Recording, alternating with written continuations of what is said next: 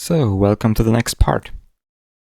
Before we start retouching, the next thing we're going to do is analyzing the image. Therefore, create another layer, hitting the layer icon. Oops, this was one too much, so one layer will do it. Zoom in to 100%. Choose the brush tool by hitting B. Make it a lot smaller and choose a hard brush maybe. And for me, I like to give the right color. Okay. So I start in the face.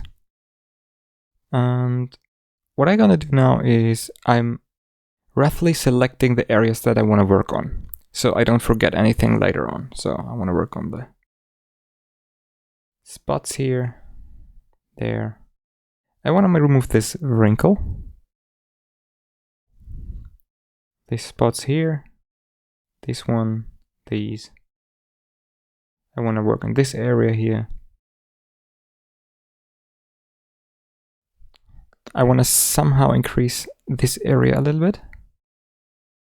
Since I don't like it, it's like, yeah, it's too, you see the variations in the color. I want to remove that hair.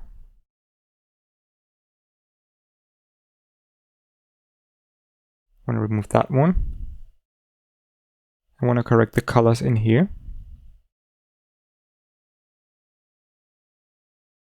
I want to correct the skin tones down here. You see it's like dark, light, dark. I don't like this, so just mark that area.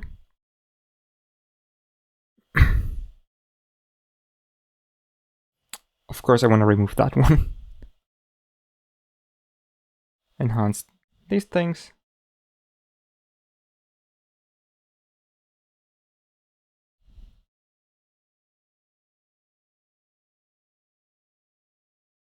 This little spot there. And that's it so far. Zoom out a little bit. So, to get an overall look over the image. Okay, I think that's quite nice. Maybe I don't like this light spot here. I will darken this down a little bit. So for me, just a little reminder to darken it down. Okay.